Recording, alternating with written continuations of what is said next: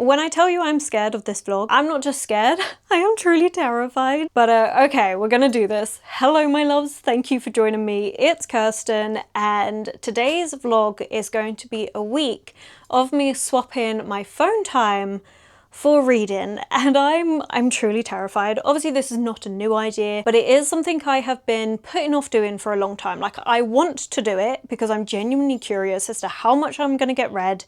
Am I even going to be able to do this? But I'm also terrified because I am always on my phone.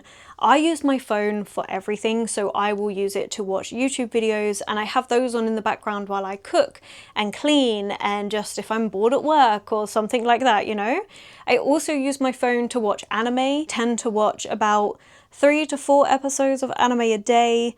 And then don't even get me started on the Instagram Reels. I'm always on it.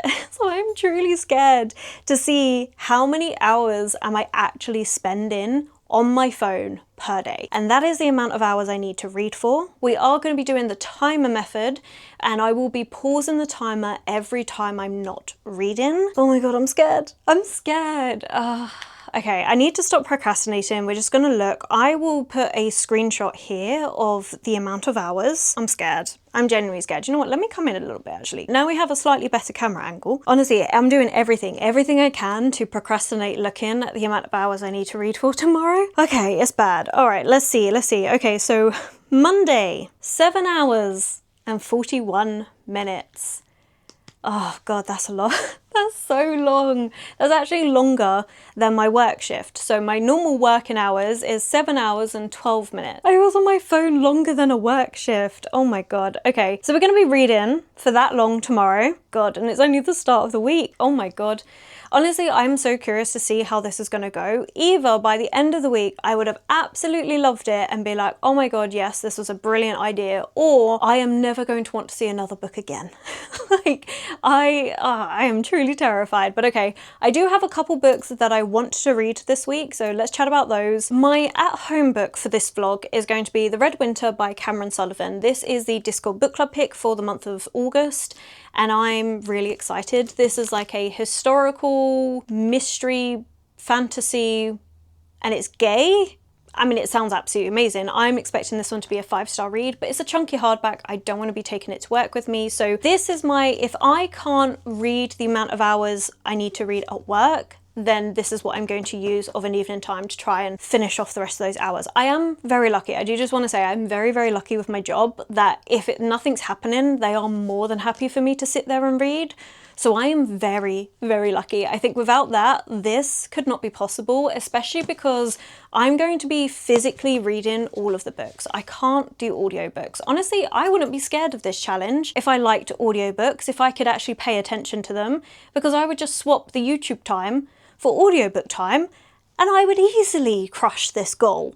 But I can't listen to audiobooks. I don't know what it is, but I cannot focus on them. I have tried. I get 5 minutes in and then I stop paying attention. The next thing I know, it's been an hour later and I have got no idea. Hello, Hermione came to say hi. Do you think I'm gonna be able to do this?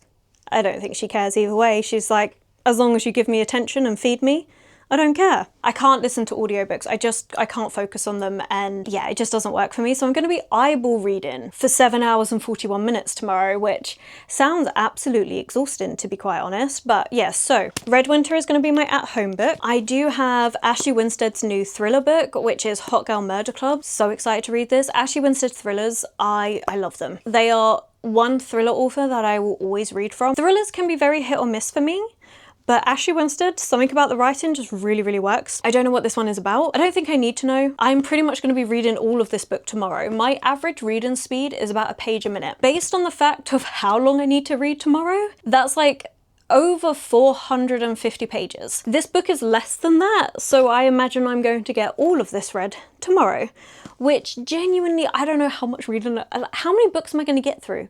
I think it's going to be a ridiculous amount, because the thing is, it's not like I used my phone. Like, thinking about last Monday, there was nothing different about my day. I didn't use it for more than normal. That's just my average, which is honestly kind of shameful to admit. That's the book we're going to read tomorrow. Tomorrow I also want to go to the library. I did request summer horrors and summer thriller recommendations in my TBR video, and I did have a few come through, so I'm going to see if my library has them. And honestly, we're going to be using my library for a lot of the reading this week. I want it to be quite fast-paced books because I'm going to be reading for a ridiculous amount every day. So I need to make sure it's books that capture my interest. I'm scared that I could end up going into a slump if I get a lot of books that I'm not enjoying. I guess we're going to see how this goes. I feel like this is very risky. I don't know. Should I really be doing this? I'm questioning everything now. I don't know. We're going to do it. Like, I really want to. I'm also really curious as to how many books am I actually going to get read, because I read on average for about 2 hours a day. So we're going to be doing the equivalent of half a week's reading inside one day. That's scary. That's so scary. But yeah, so we are going to be using the library for a lot of it. So I've only got these 2 books planned. I do want to mix in some manga. As I said, because I'm going to be eyeball reading all of these books, I think I'm definitely going to need some manga to break up the reading, just to have, instead of loads of words on a page, I can have pictures. I think that's going to be needed, but I'm just going to mood read that depending on how I'm feeling, how I'm finding the books. We're going to just have those to break it up. Oh my God, I don't know. I don't know if this is a good idea. Hopefully it's entertaining for you. You have to let me know, have you ever done something like this? Would you ever do something like this? God, I'm scared. I'm still procrastinating. I don't even start this till tomorrow and I'm just procrastinating everything. But okay, we're going to do it. Put in the comments actually, do you think I'm going to succeed? Okay, this is going to be fun. It's going to be good. We're going to stay positive. I'm scared. I'm scared.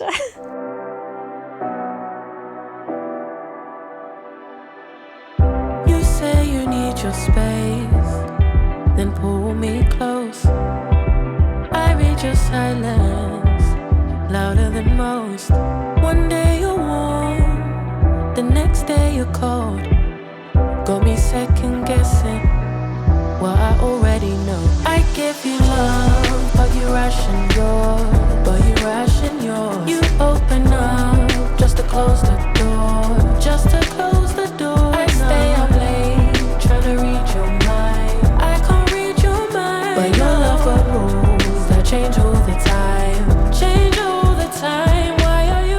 I have 2 hours and 13 minutes left on the timer and I've already finished my first book for this vlog, which I think is pretty darn impressive. So with the remaining hours, I will be starting The Red Winter. Really looking forward to starting this one. I like reading before bed anyway, so kind of pleased that I actually have time left that I can dedicate to starting this book, and I can't wait to bring you my thoughts tomorrow morning. I'm expecting brilliant things from this, so hopefully it lives up to those expectations.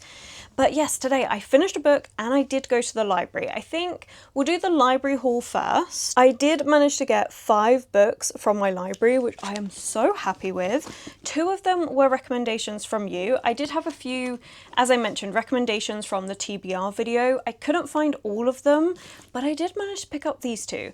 So we've got Strange Sally Diamond by Liz Nugent. This is a book that I have heard about and I know it's quite divisive, so I'm really intrigued to see where I'm going to sit. And then we've got It's Not Her by Mary Kubica. I haven't heard of this one before. I don't actually know what this one is. It says it's a stunning discovery, a shocking investigation, a truth no one could have imagined. I'm intrigued. I've never heard of this author. I haven't heard of this book before that comment. So yeah, I've got those 2. These are the top priority. These are going to be the next books that I read, as they were recommendations. And then I've got 3 books that I picked up just because I liked the sound of them. Well, covers and stuff. So we've got The Autumn Springs Retirement Home Massacre, and this one is by Philip Frasici. You know what, I'm so tired. I'm terrible with pronunciations and it goes even worse when I'm tired. This is the same author that wrote Boys in the Valley, which is a book that I've been interested in. They didn't have that one, but this one just sounds like a lot of fun, to be quite honest. I don't really know what this one is about, but we've got dark humour, violence and mystery. It is a blood-soaked slasher sure to keep readers flinching, laughing and guessing until the very last page, which sounds like the exact kind of thing that I'm looking for. Then we have Incidents Around the House by Josh Malerman. This will be my first Josh Malerman book, and honestly, I was mainly interested in reading this because the film that is coming out soon that's based on it, Good Mummy? No, Other Mummy.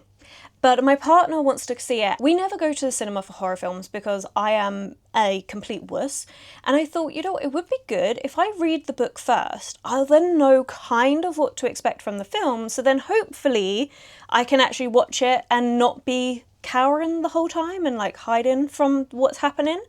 We're gonna try it, and I have heard really good things. I've also seen a lot of people refer to this as like one of the scariest books they've ever read, so I'm kind of intrigued to see what is going on with this one. And then I also picked up The Deep by Nick Cutter. This would also be my first Nick Cutter book, and I have been really interested in trying their works. Those are the 5 books that I picked up from the library. Honestly, with the fact that I managed to finish a book today already, I have high hopes that I could actually get through that stack of 5 in this video. I will be honestly impressed and slightly terrified if that's the case, because am I really on my phone that much that I could be reading a book a day?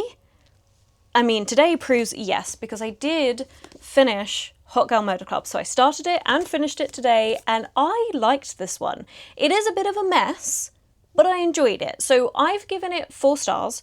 Critically speaking, it's closer to a 3.5. There were definitely things that could have been changed about it, but I did enjoy this one, and it worked really well for what I wanted, which is a book that is going to keep me hooked, keep me turning the pages, and not notice the timer ticking down.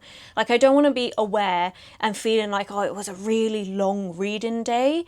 I don't want that feeling. I want to enjoy it and have it pass really quickly, and this book did that for me. So in this one, we are following a bunch of characters. That's one of the criticisms that I have, is I do think there are too many characters in this book. Chapter 1 starts off following Detective Grey, and she gets called out to a murder. We're then seeing her storyline trying to investigate this murder. And Detective Grey herself deals with difficulty amongst the police because she is young. It gets referred to as Detective Barbie a lot because she likes pink and she likes getting her nails done and she likes things like this. But her track record for investigations is pristine. She has such an amazing track record of being able to close out cases that she got fast-tracked to being a detective at a younger age. And so that brings up a host of things, as well as her family history. So her father used to work for the police until he got kicked out because her sister went missing, and her father was investigating it and started suspecting the police, coming up with all these conspiracy theories. As a result, kicked out and then died a couple years later. So she's dealing with a lot. She's dealing with the stigma of her father, and as well as just the general sexism towards women, and the fact that she has got her sister that's gone missing, which also ends up being a kind of like subplot to what's going on, is finding out what happened. We also have a couple different timelines, mainly just 2. So we've got present day, and then it goes 10 years ago, and then a year. I guess we do get a couple past timelines. Anyway, the next character we meet is Izzy, 10 years ago, and she is going to this party. It's a Hollywood party, got loads of actors and actresses, singers and all sorts, and she's going with her best friend Scout and Scout's sister Georgia, who she sees as her own little sister as well because they're just that close. And this party is going to change the trajectory of their lives forever. We've got a couple other perspectives. So we have Juliet, who in the present day goes up to Scout asking for help, because present day Scout, she heads what gets dubbed the Hot Girl Murder Club, where she helps women where the law can't help them, and she's able to get things done outside of the law. Juliet goes up to Scout asking for help, and then we also follow Rosie for a little bit. That's a journalist, and you know, there's too many perspectives. I do think a couple of the perspectives could have been cut, especially because this book gets messy. So we have the plot line of the woman that's murdered at the start of the book. We also have the plot line of what happened 10 years ago, and the fact that our detective sister is missing, and then other things start happening. We have this Hot Girl Murder Club that starts becoming this feminist movement, and it's having all sorts of impact on the politics and things. And so we get to see a little bit of that. We get to see extreme sides of it as well. I mean, it just gets messy. Like, this whole the scale of it is absolutely huge. And I will admit, there were times in this book where some things were surprising me, and I was like, oh my god, I can't believe that's happened. And it literally, at one point in this book, I think it was about the halfway point, I was like, oh, things are going to get messy, and they did. But I think with that messiness, there was concern that things would get dropped and left off, especially because the amount of perspectives we're following, you couldn't follow them consistently throughout the whole book. And so there was a point where I was like, but why is this character no longer getting the page time? What's happening here? It's kind of like the subplot line we were investigating, maybe that seemed to get dropped at points. But it does all wrap up at the end. It does all come together, and the scale of this is pretty huge. And I think this is a good one that you could discuss. I think for a book club, it would be really interesting, like what they were doing. Where do you draw that line? Like, you're supporting women's wrongs, but is there a line? Where is that line? The fact that the police couldn't do these things, are the women wrong for taking things into their own hands? Like, there's a lot of discussion that you can do with this, but I also feel like some of the more mystery elements and stuff that was going on kind of faded into the background while we were having these discussions and kind of debating about what is right and wrong. I did enjoy it though. Like, this was a book that I could easily just keep reading. Like, apart from taking a break to like eat and stuff, I was constantly reading this and I was happy to. Normally, I do find myself after an hour or so of reading, I want to take a break. But with this one, I was happy to keep turning the pages because I wanted to find out what was going on. Yes, things got messy. Yes, we were following a lot of different characters and I thought plot threads were getting lost a little bit. But it was so intriguing that I wanted to keep going. I wanted to be like, well, do we come back to this? Do we get a resolution of this bit? And what is going on here? And I really enjoyed it. I do think the scope, maybe it was just a little bit too big. Maybe it could have been reined in a bit more. And like I say, a couple of the perspectives cut. Like, we get one where it's a PhD student that's writing this, I forget the term for it, but essay. Is it a thesis? They're looking at the history of Our Dark Ladies, which is also the Hot Girl Murder Club. Like, the derogatory term, Hot Girl Murder Club, the other term, Our Dark Ladies. They're looking at the history of that, and so we'll get snippets of that throughout the book as well. But I feel like that didn't add anything to the storyline. I don't think we needed that in there. So there is definitely things that could be improved, but I was entertained. And that is what I wanted. Like, these are the sort of books that I want for this because I'm going to be reading for such a long period of time. I want a book that is going to keep me intrigued and wanting to turn the pages. It doesn't have to be perfect, but I need to be invested in what's happening. So yeah, I think this was a brilliant start. I'm really pleased with this. I mean, Ashley Winstead, I knew they were going to deliver for me. I've read 4 of their thriller books now, and I would say this one probably second place. I'm not gonna lie, I did really like the scope and scale of this one. This was a good one. So 4 stars, but critically 3.5. The next bit that I'm going to do, I need to finish off the timer for today. So I will be starting the Red Winter and I will check in tomorrow morning with my initial thoughts and feelings about this one, as well as seeing how many hours we've got to read for tomorrow.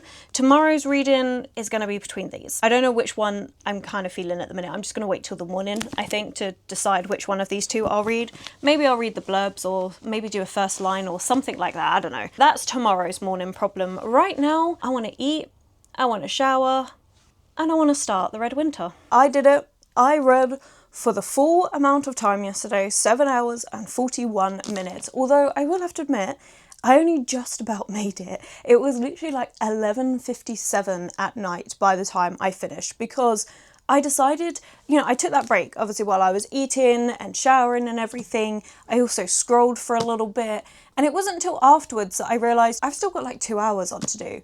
And technically I need to do this by midnight because my phone tracks it from midnight to midnight. And I looked at the time and I'm like, it is 9:40. I don't have time to mess around. I need to get myself sorted. So I had just about made it. I was also fighting for my life because I'd been up really early. So by the end of the timer, I was fighting to stay awake. I'm actually going to reread the last 2 chapters that I read because I know that I have not processed any of that information, but I did get up to chapter 17, page 135, ignoring the fact that I do need to reread a couple chapters. But I really like this. I really, really like this. So we are following Sebastian, and we meet Sebastian as he is digging up a grave at the request of the ghost from the person in the grave. And so what he does to provide an income is he has these different deals. His main one that he uses is truth, and he can find the truth for a ghost so that they can pass on. And, you know, that's actually kind of sweet. It's kind of nice. I also like that supernatural twist straight away. It also sets the tone because we get a lot of like darker, bantery humour, which I really enjoy. It's definitely my favourite type. We also get introduced to his pairing that he has with this like demon spirit called Sorrow Model, and it's a very unique situation. They don't even know how they're in this situation. It's not heard of before, so they call it a pairing, but basically Sorrow Model exists inside Sebastian, but he's able to lend Sebastian his strength, lend him use of different power which enables Sebastian to do these different things, as well as lending him life. Sebastian has lived for centuries, so I really like that concept. I think it's really interesting. But while Sebastian is digging up this grave, he gets approached by this young gentleman that reminds him of a deal that was struck 20 years ago. And he's like, you need to uphold your end of the bargain.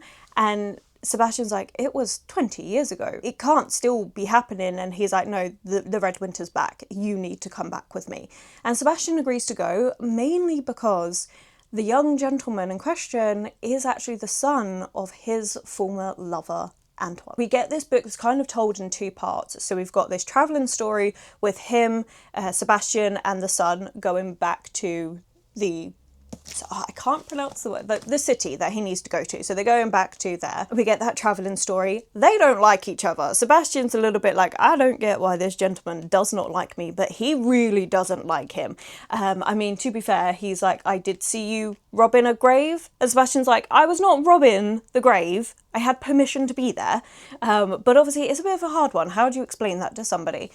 So they're off on the wrong foot, to say the least. But then we get the other part of the story, which is where Sebastian's actually been asked, hey, can you tell me what happened 20 years ago? My father doesn't really talk about it. And so we start seeing what happened then. And I'm really liking it. I'm loving the tone of the book. I think it is really interesting. Like, I love the historical setting. I love the fact that we've got different supernatural beings. So we've got the ghost, we've got Sorrow Model, we've got a succubus. We also have the fact that this story is around the first werewolf. Not a spoiler, it is on the back, I did double check. And I really like that, so I'm loving that side of things, but I'm also loving the formatting of the book because it's got footnotes, and the footnotes are really good. I'm really enjoying this, and the way this has been written anyway, so it actually is Sebastian writing this novel. Very first time we see Sebastian, he's actually wandering a market and he comes across this brooch and he's like, this is lovely. Takes it back, is like, I'm going to refit some of the sapphires and stuff, goes into this trunk and then realises actually it's not about resetting the jewellery, it's about where that jewellery came from. And he goes back and he realises what happened that long ago, and it's him remembering it and writing down this story. And I love that kind of storytelling because it opens up the path that we could do so many more books if we wanted to, because he has been around for centuries, and so he could easily do other stories and other adventures that he's been on during that time. So I just love it. It is one of my favourite forms of storytelling. This is the thing, this book has got everything. It's got the humour that I really like, it's got a formatting that I like, because I do like footnotes. I think they can be done really, really well. And we have the way it's written, like the storytelling aspect of it, also one of my favourites, plus the supernatural elements. I mean, this book has everything and I'm genuinely loving it. So yeah, very, very excited to continue reading this. This is often amazing stuff. As I said, I do want to reread those couple of chapters that I read last night because I don't really remember what happened there at all. So I want to reread those. We do need to see how many hours I'm going to be reading for today. It is my day off, but I tend to read the least when I have a day off. I guess we'll see how many hours. What is it saying? So for Tuesday, the 28th of July, I was on my phone for 7 hours and 49 minutes. Okay, so that's a little bit longer than yesterday, 8 minutes more. All right, okay, well, you know, we can do this. I mean, today it's my day off, so I'm actually not doing loads, but I do need to go to Curry's. Me and my partner, who's going to help me look for a new laptop because my laptop is not doing so well. not good at all. So I definitely need to replace that. Not an expense I was wanting to have this. I mean, I was planning to replace it towards the end of the year. I just wasn't expecting to have to do it this soon. Honestly, I think that's always the way though. You have a plan of, okay, I'm going to budget for it, and by the end of the year I'll replace it, and the universe goes, no, how about do it now? So that's something I do need to look at today. But other than that, there's not a lot going on. But I do need to decide which of these two books to read, and I still don't actually know. So I think we are going to go with the first line. I think we're going to do that. So, Strange Sally Diamond, the first line is, "Put me out with the bins," he said regularly. All right, okay, that's interesting. It's not her. "I'm standing at the kitchen sink, washing dishes, when I hear her scream." Oh man, I don't know.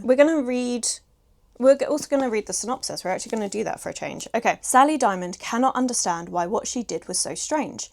She was only doing what her father told her to do, to put him out with the rubbish when he died."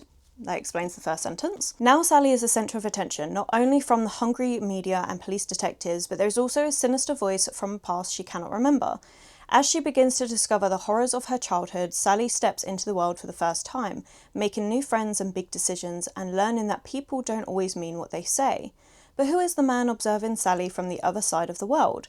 And why does her new neighbour seem to be so obsessed with her?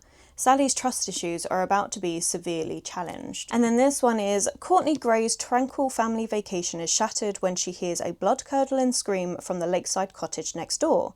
There she finds the lifeless bodies of her brother and sister-in-law. Their teenage daughter Reese is nowhere to be found, while their son Wyatt lies asleep upstairs unharmed. As the police descend on the quiet resort town, disturbing secrets about Courtney's family start to emerge. When she learns that the town has a secret of its own, it makes her wonder if Reese is another victim or if she's the killer. As Courtney begins to unravel the terrible mystery, she realises that everyone around her has something to hide, and the closer she gets to the truth, the harder it is to see." I think this is going to be really good. You know what, I'm trying to think, because I'm back to work tomorrow, and so I'm probably going to be able to sit and read for a longer period of time. So I think this one would work for that, because it's got that mystery element. Like yesterday's book, it's going to keep me turning the pages and wanting to know what happened. So I think I'm going to save this one for tomorrow at work, and then we'll go with this one today, because I'll probably be taking more breaks, putting it down in between things and stuff. So I think that's the way we're going to do that. I think this one's going to be interesting, but I also feel like I'm going to be taking more breaks with it. Okay, I think that's what we're going to do. Right, this is the plan. I need some food first, so I'm going to eat, and then we will get to reading.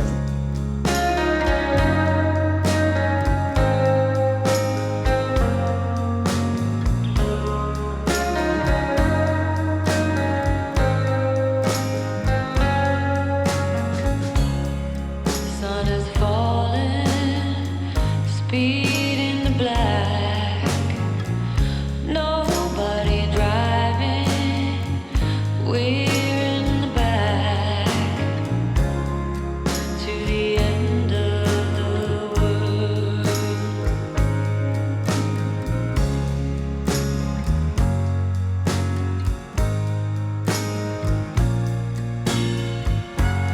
Tides will rise, tides will fall with the gravity of you. To the end of the world.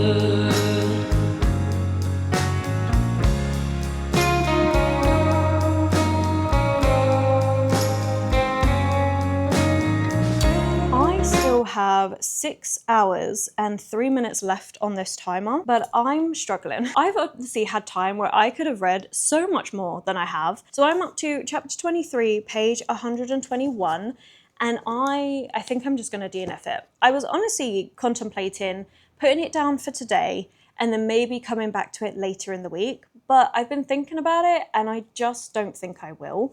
While I think the representation in here is really well done, so we do have Sally, and she is not given a proper label, but she's definitely on the spectrum. She's also dealing with PTSD. She is not apt at dealing with social situations, which has also been compounded on by the fact that her father has kept her very, very sheltered, and so she hasn't had a chance for those interactions. She ends up doing something which is highly illegal and destroying her father's body. So her father passes away, and he told her, when I die, just put me out with the rubbish. And the way they deal with their rubbish is they incinerate their rubbish. And so that is what she thought he meant. That is not what he actually meant. He didn't mean literally, but that's how she took it. So obviously this involves police and stuff, and we start to uncover Sally's past. Now, Sally doesn't remember her past. She knows that she was adopted, but she doesn't remember anything from beyond when she was 7 years old. Like, her first memory is when she was 7 years old. And we start to uncover what is in her past.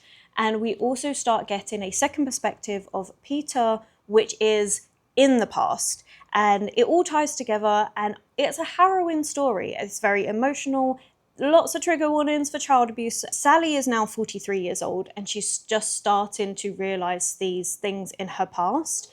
And, you know, this is a very slow moving story. It's a character study. The lighting just, honestly, I probably shouldn't have done this right next to the windows, but you can't even see me anymore. I really shouldn't have sat here. Drats. Let's go move. Honestly, the main reason why I don't film in other locations other than my bedroom with my bookshelves, one, because, you know, bookshelves for a booktuber makes sense to have in the background, but also the lighting in my front room can be amazing, but there are two windows at either side, and it goes a bit weird. What I was saying is that I'm not invested in this book, and if I'm going to be reading a slow, character-driven story, I have to be interested in the characters. Otherwise, what is keeping me hooked? I don't have to like the characters by any means, but I do have to at least be interested in their story, but I'm just not. So yeah, this one is going to go down, especially because for this week, this is not the sort of book that I need to be reading, because I need to read for a lot more hours. So yeah, I just don't think this is going to be the one. So the next book, obviously we have It's Not Her, but I think my plan for this tomorrow at work is the way to go with it. So I think I'm not going to go to this one today. I could read more of The Red Winter, which I definitely am going to try to do, but I am about to go out to meet my partner, so I'm not lugging this around with me. Do I go with one of these three? Hang on. She wants to be in the video as well. Honestly, this update is all sorts of chaos. Also, I hope that you can hear me okay, because I realised I filmed next to open windows in the first clip, and my bedroom windows also open. It is really, really hot, so hopefully it's okay. Like I was saying, I could swap to one of the 3 other library books that I've got, and I am kind of leaning towards this one. Maybe we should see the first couple lines. Hang on. Rose has seen better movies. Not that she doesn't enjoy something artistic, mind you, but this was goddamn depressing, is what this was. Who the hell shows a bunch of old folks a movie about death? Okay, actually, yeah. I'm in the mood for this. It sounds like it's going to have a bit of humour to it. All right, yeah, okay, so on the back it says, Rose is not your average final girl. Rose is in her late 70s, living out her golden years at the Autumn Springs retirement home. When one of her friends dies alone in her apartment, Rose isn't too concerned. Accidents happen, especially at this age. Then another resident drops dead, and another. With bodies stacking up, Rose can't help but wonder, are these accidents old age or something far more sinister? Together with her best friend Miller, Rose begins to investigate. The further she digs, the more convinced she becomes. There's a killer on the loose at Autumn Springs, and if she isn't careful, Rose may be their next victim. I'm going to go with this one. I feel like this is a good change of pace to Strange Sally Diamond, but I do actually need to get myself ready. So I'm going to go get ready. I'm going to take this book with me, and we're going to see how much I can get read with the rest of the hours. I completed the hours, sort of. Sort of, okay? I technically finished the timer at 1:07 this morning, which, yes, is past the whole midnight to midnight thing. So my phone is obviously tracking it midnight to midnight. Technically, by going over, I didn't complete it within that time frame, but I'm allowing it. I'm going to do it from now on. As long as I finish the time before I sleep, that's allowed. Because Monday, the first day we did it, we were so close to not doing it by midnight. And then yesterday I really didn't do it by midnight, but I did complete it before I went to bed, so I feel like it counts. So as long as I get it done before I go to bed and I still get like today's ones done in the time, then it should all count, right? That's what I'm saying. Like, these are my rules. I'm making it up as I go along. But yesterday was a really busy day. We ended up going out for hours. My partner actually fixed my laptop though, so I didn't need to buy a new one yet, which I'm so grateful for. I can actually stick with the budgeting plan that I have. Great. So instead we went out for a meal and it was absolutely lovely and just kind of wandered around London. He did actually get me 3 books because we went to Forbidden Planet and they have their 3 for 2 and I'm so excited. Okay, so the one I was most excited about and the one that I was like, I know I'm definitely getting this, is Ballad of Sword and Wine Volume 8. This is the last one in the series. Oh my gosh. It is so bittersweet when you finish such a long running series. I still need to read Volume 7, but I really want to do that soon. This is my political, historical danme that I have to stay awake for because it is so heavy politics, but I love these characters so much. It is so worth it. So that's that one. And then obviously it was 3 for 2, so we decided to go, well, I decided to make a 3 for 2, obviously, because otherwise what's the point? You gotta make most of it, right? So we have Silent Reading Volume 3. I was after Volume 2 because I loved Volume 1, but I know I'm gonna read this series. They only had Volume 3, so I went for it. I really enjoyed this. I read this one, well, Volume 1 for Summerween and fell in love, so I can't wait to continue. And then we have Volume 2 of The Husky and His White Cat Shujin, which is a series that I'm really, really looking forward to starting. And I think I'm gonna love it, so I was more than happy to get Volume 2 as well, because this is by an author that I absolutely adore. It's the same author that did Case File Compendium, and I love that series with my whole chest. So I'm very, very excited for this series as well. So that was great. A nice little book haul, which I didn't buy, so I haven't broken my low buy book thing at all. But I did start and finish the Autumn Springs Retirement Home Massacre. This was so much fun. I've given it 4.25 stars. Yeah, it was exactly what I needed yesterday. Massacre is a very apt word for what is happening. We get the first murder happening within 20 pages of this book. It is wild. There is so much going on. We also get lots of different perspectives, but where I found that to be a little bit much in Hot Girl Murder Club, I think it worked really, really well for this one. I didn't at any point feel like any of the perspectives were unnecessary. We do get one perspective that we're mainly following across the book, and that is Rose. I really love Rose as a character. This is something I was talking to my partner about while we were traveling, and that is how much I love following an older protagonist. I love following someone that knows who they are and is unapologetic about it. And I think that is really common in a lot of older protagonists. I mean, that makes sense. We spend so much of our time trying to find out like who we actually are, that it makes sense that it's not until you get older that you are fully comfortable and embracing exactly who you are.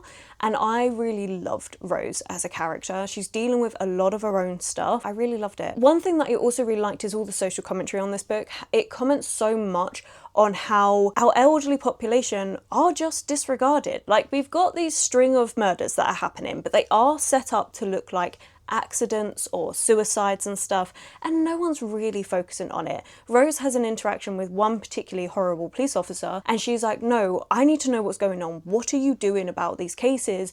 And he literally leans in and goes, but nobody really cares. Like, let's face it, it's a retirement village. You're all going to die. Nobody cares. Nobody's going to put much effort into this. And it's horrible because, let's face it, that is a lot of the thinking. And Rose and her friends get together to try and work out what's going on because they're like, well, nobody's helping us. Eventually they do try and talk to another police officer, but they have to say to him, like, you need to take us seriously. We are not addled. We have all of our functions. Yes, we're at this retirement, we choose to be here. We are mentally sound. You need to believe us. And it's horrendous that they're having to even say that. But it's so true because it's so often they get disregarded as, oh, you don't know what you're talking about, or it's old age or things like this. And it's like, no, that's not how we should be treating people, but that is how society treats elderly people. They are invisible. They're not people to take seriously. And I'm not saying that's obviously everyone treats people like that, but it is the way society is that once you hit a certain age, you are no longer relevant. And that's awful. And the thing is this book's really highlighting the fact that it only went as far as it did because it is a retirement village. That's something that I liked about this book, is it felt so believable in a way that something like this could possibly happen and it wouldn't be taken seriously, because it was only the elderly that were dying. Because it's not really going to be looked into. Your elderly, people die. And it's like horrible, but that's something I really like about horror, is how it can address these societal topics, and it does it so well. That's something I really, really enjoyed. So yeah, I loved it for that. I loved the way it was addressing that, but I also really enjoyed this mystery slasher that was going on, and the fact that we do have Rose and her friends trying to piece together what's actually happening, and the frustration of not being taken seriously. And I really enjoyed all of that. It actually kind of reminded me a little bit like Thursday Murder Club. So Thursday Murder Club is a lot more of a cozy mystery side of things compared to this. Obviously that one's also a series and stuff. This one, but it has that same feel, probably because yes, the setting is the same, retirement village and everything. And we also have 4 characters that group up. The difference is they don't have a murder club where they get together every Thursday to investigate cold cases and stuff like you do in Richard Osman's series, but I did love that coming together, that community feeling of it all, of them trying to get together. And I think some of the characters I could see, oh, you reminded me of this character and stuff, so I quite liked that. This was just so much more high action. It's constant. There's something going on constantly. I was more than happy to keep coming back to this book, to keep reading. I even stayed up late reading this one. Like, there was a point where I was like, I'd come home and I was like, I've got an option. I can either swap to Red Winter and carry on with this one, or I can just sit down and finish this one out. And I really wanted to know what was going on. I had so many theories, all of them were wrong, which is great. I genuinely love that. I love it when I have this sort of mystery element and I get it wrong. I think it is so entertaining. 4.25 stars. Definitely will be reading more from this author, and I'm kind of tempted to get a copy for my shelves. I don't know, I'm in two minds about that because I know it's at my library, so it's easy for me to get hold of if I ever want to reread it, but also there is something quite nice about having a copy of a book that you've really enjoyed, and it does make things like recommendation videos and stuff like that easier to do because it's on my shelves. I can actually see it straight away and be like, oh yeah, that works really well for whatever recommendation I'm trying to do. I would recommend this though, if you tried the Thursday Murder Club but thought it was a little bit slow, wanted a little bit more to it, give this one a try. I think it is really worth it. And I think if you liked Richard Osman's one, again, I think you could also give this one a try if you want something that a little bit more fast-paced action. This does all take place in October as well, so it's a really good one for spooky season. Gory, yes, but I don't think it's like overly scary. That's why I keep referring it to as more of like a mystery slasher in my opinion. That's how it felt to me, but I really did enjoy it. But yeah, this was great. I'm using this one, I've decided to put it in for the horror bingo for spell scare on the title. It could be used for a lot of other things, but that's the one I've decided to go with. I really, really enjoyed this one. So ranking wise so far for the video, I'm actually going to say this is first place, followed by Hot Girl Murder Club, and then of course we have Strange Sally Diamond with the DNF. So that's how I'm feeling on the ranking. I do really want to continue reading The Red Winter, but I don't know when that's going to happen. I think it's more likely to happen tomorrow more than anything else because my partner's coming around after work, so I don't think I'm going to get this one read until tomorrow, but that's fine. I still really liked what I read of it. Not yesterday, the day before, or Monday. We will get back to this one. I definitely will be finishing this one this week at some point. We need to see how many hours I need to read today. I am back at work, so that's definitely going to help me get a lot of the reading done. But let's see. Okay, Wednesday, 29th of July, I was on my phone for 6 hours and 59 minutes. That is so doable. Oh my God, that is so easy compared to like the last couple days. That feels so easy, which, okay, it's not even that much. It's not even like a full hour less. It's under 7 hours. That feels really good. But I think today, as I said, I am planning to take It's Not Her to work with me, and I'm very excited. Again, I really think I can get this one done. It's quite large print, 339 pages. Definitely going to be able to get this one finished within the time frame. And then also thinking to take incidents around the house with me to work, just in case by whatever reason I don't get on with this one. I have a book I can swap to, but also if I do finish this one quite early and I still have a bit of time and it's been a really chill day, then I could start this maybe. It's getting on for 11 a.m, so I need to have some breakfast. I don't know if I'm gonna have time to read. I need to sort out, because my laptop's now working, I need to sort out tomorrow's video. I managed to get it edited and everything, but I need to do like the thumbnail and stuff, so I don't think I'm gonna get a chance to start reading before work. So, okay, right, well, I will check back in maybe this evening, maybe tomorrow with how I get on with everything, but we're off to a great start. I'm feeling really happy. Like, I'm not feeling too drained from the reading yet, which is great. I think it helps because I've done the bi-monthly 24-hour readathon, so I would always have a weekend a month where I would sit and just dedicate it to reading. So right now I'm feeling pretty good. I think it's going to be more towards the end of the week where I'm starting to get a bit fatigued. Yesterday was hard. Yesterday was such a struggle, and honestly, I was so confused at first as to why I was struggling so much yesterday, considering it was the least amount of hours so far this week.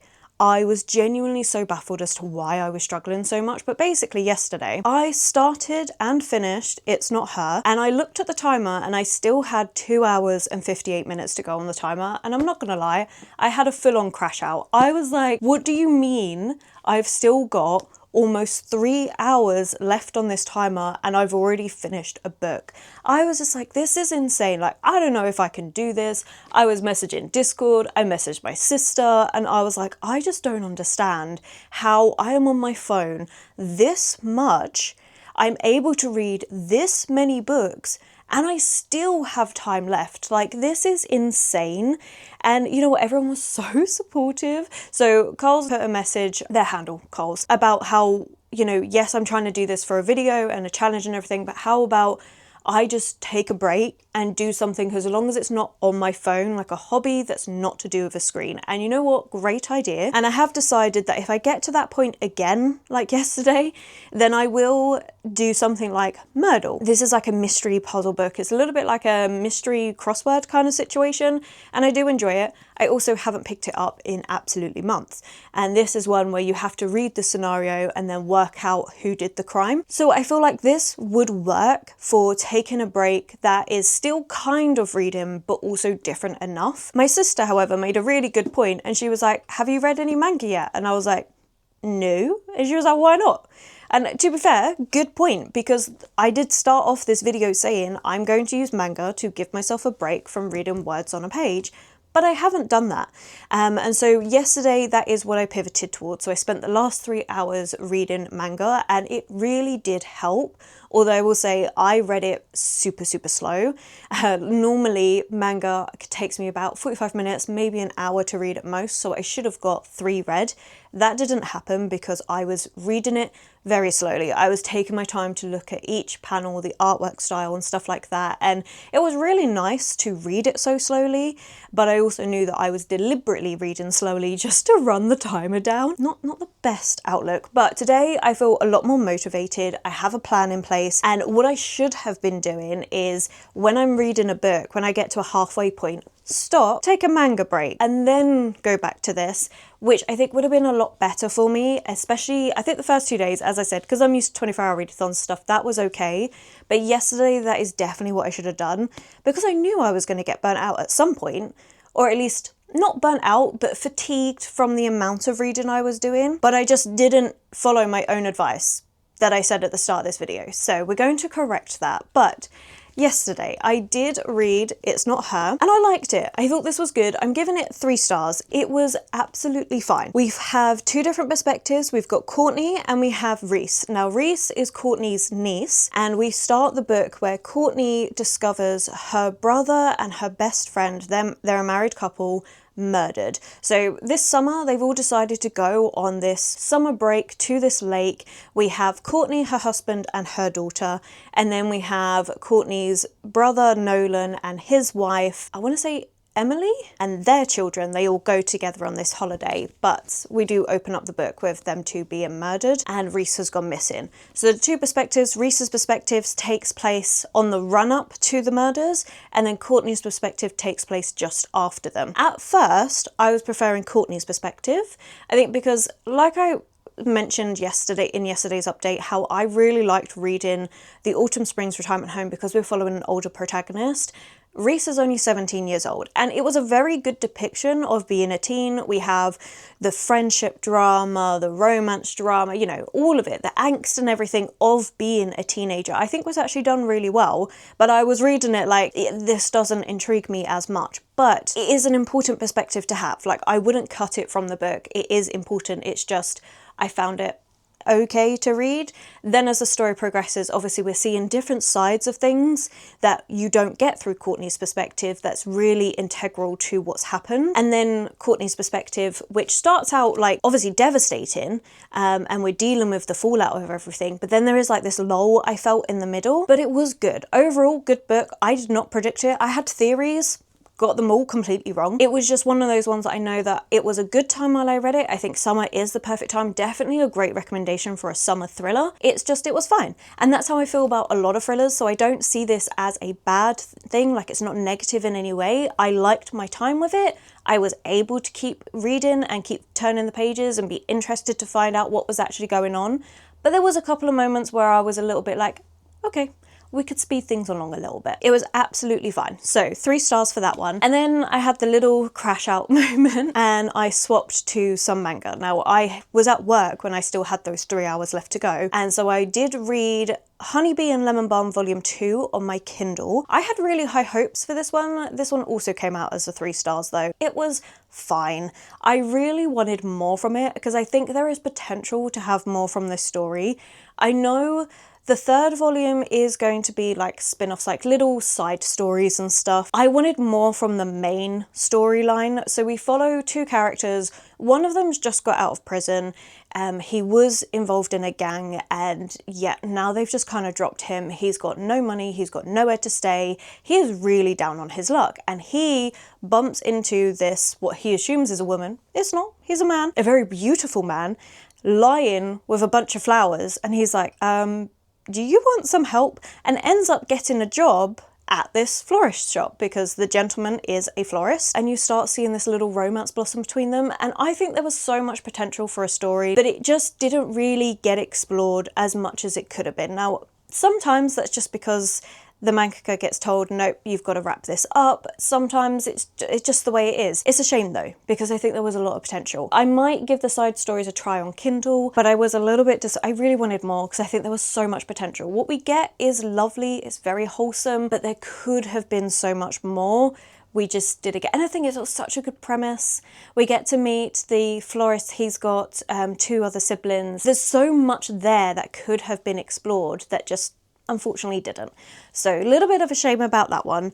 And then when I got home, I picked up Firefly Wedding Volume 5. I really like this series. I gave this one 4 stars and I did start on Volume 6, but I'm really pleased I didn't finish it because this is a series, as much as I enjoy, I don't want to read them back to back in the sense of like in the same day. I quite like just reading a volume, waiting a little bit and then getting into Volume 6. Saying that, I probably will be taking this one with me to work today to give myself a break from the book that I'm going to be taking with me. The Firefly Wedding is so good. Okay, so we have Sakoto and Senpai. So Sakoto is a nobleman's daughter, but she has I think it's a problem with her heart. She's constantly coughing up blood, and she was told from a very young age that she doesn't have long to live, she can't have children and stuff, and her father just wants to be able to secure her a marriage so that when he passes, she can still be looked after. And this is all she wants. She wants to make her father happy and pay him back for all of the care that he's given through her illness. But one day she gets kidnapped, and Senpai is one of the people that is there making sure she can't escape. And she says to him, hey, if you help me out, I will marry you. And he is like, oh my God, do you mean that? do you mean this? And she's like, yeah. I mean, she's thinking, I'm going to do whatever it takes to get out of here. So yeah, what ends up happening is this really lovely story between the two of them. Like, he is an assassin and he is definitely eccentric, to say the least, but he doesn't treat her the way everybody in her life has treated her, where she can't do things. He doesn't treat her like she's made of glass. He treats her like a normal person, and he is showing her all these different things that she's never seen before, that she's never got to experience before, and she loves that. And she starts to develop feelings for him. Now, he has always been very, very upfront on being like, you are beautiful, I love you, I want to marry you. He's always like, I want to make you happy, I will protect you. And he does do all of those things. Like, he goes slightly too far, but he does always, he's just upfront and honest with how he feels. Whereas she is very conflicted because her whole life, she's always done things to please others, to try and be less of a burden on others. And Senpai is like, do things for you, be happy. You're allowed to be happy. We've got that bit of internal conflict for her, but it really is such a good story. I really enjoy it. And then things obviously develop and stuff. We get introduced to other characters and things, which adds an extra dynamic to stuff. And I really enjoy it. So yeah, 4 stars for that one.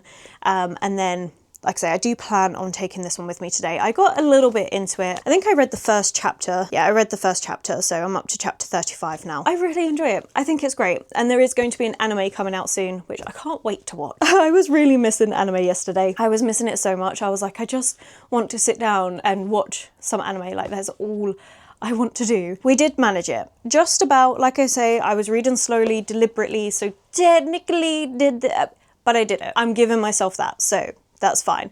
So we need to see how many hours we're going to be reading for today. I do have plans for what I want to read today already, so we're just going to confirm the hours. I think today is actually the longest though, because I remember this day last week, I was on my phone a lot, and there was a reason, but I was on my phone a lot. Last week, Thursday, 30th of July, I was on my phone for 9 hours and 52 minutes, which is definitely an increase. There is a reason why for this. So basically that day, I had forgot that the library was closed. I was planning to go to the library to pick up a couple of books.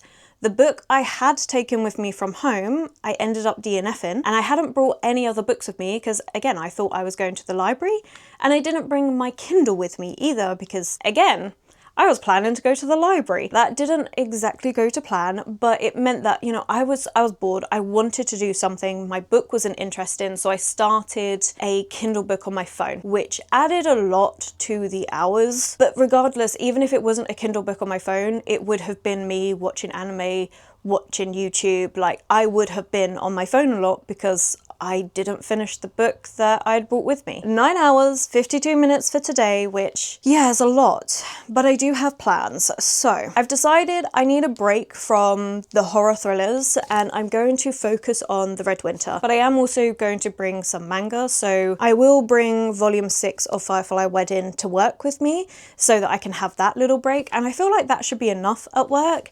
But then when I get home, I'm gonna have hours left. So I'm going to read some more manga. And I've got 2 volumes I've got my eye on at the minute. The World's Greatest First Love, Volume 1, and Be My Worst Nightmare, Volume 1. These are 2 that I picked up secondhand. Actually, do I take one extra one to work just in case? Yeah, I might do that because then if I am getting fatigued and I do want to change pace. Yeah, okay, so we'll bring another one to work. I don't know, which one do I want to take to work? I think this one. I've been really excited about it, and I watched the first episode of the anime and I really want to continue, but I want to read the manga first. So I think I'm going to do that. So that's the plans for today's reading. I've also decided to add in Lost in the Garden to the list of potential reads for this week because I really need to read this. I've tried it, soft DNF'd it, really do want to give it one last go. And I know if I don't attempt to read it again this week, I'm not going to get to it this month. I have overbooked myself on buddy reads. So I know I'm not going to fit this in. It's either this week or it's not going to happen, and then it's going to get pushed back till next year because this is a summer horror. So I think what I'm going to do is I'm going to read Red Winter and then I'm going to read this. Out of the 2 library books I've got left, we've got The Deep and Incidents Around the House. I do still want to read this. I feel like this is more of a priority to me than The Deep because I want to read this one for the film. Feeling these 2 are the last couple books that I want want to try and get to. I mean, who knows, I might actually get to more. I guess I should get to reading. I think I've got like 45 minutes before I need to finish getting myself ready for work, so I think I'm going to spend that reading, and then we'll go from there, because yeah, we've got a lot of hours to do today. Press the backs of our hands together. It's still wet, so the ink should transfer. Meet me at the side door. We'll sneak on through the main floor. All night, let's take our shot. Keep moving and we won't get caught. Take the long way home. Tonight we're free to roam. Everything's gonna be alright. Just let go, enjoy the ride. To the top of the world tonight. We're never coming down. Never coming down. No, we're never coming down. Never coming down. High on life, got a good buzz going. I've got no way of knowing what tomorrow. Hermione has joined us this morning, and yesterday's reading actually went so much better than expected. Honestly, after Wednesday's crash out, I was like, I'm honestly nervous for the rest of the week, especially because yesterday's reading was the most amount of hours. Like, I don't think it's going to be higher than that for the rest of the weekend. So I was honestly surprised that I managed it so, I'm going to say easily compared to Wednesday. It was still very long. Like, reading for almost 10 hours was a lot. But I think it was a mixture of two things. I had a 5-star read on my hands, so I was always so excited to go back to it. And I broke up the reading with manga. Really, really helped. So I'm definitely going to continue that for the rest of this challenge, because honestly, it made such a difference. Really should have done that from the start, really, but you know. But okay, right, let's actually get into all the books I read, because I read a lot yesterday. So the 5-star read was The Red Winter. I absolutely loved this.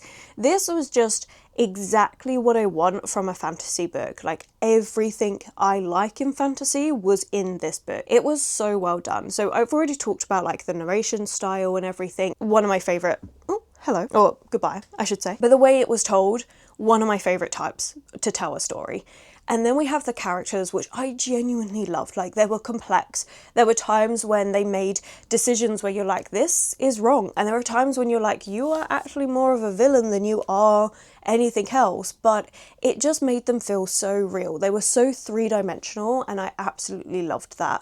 And then we have the banter.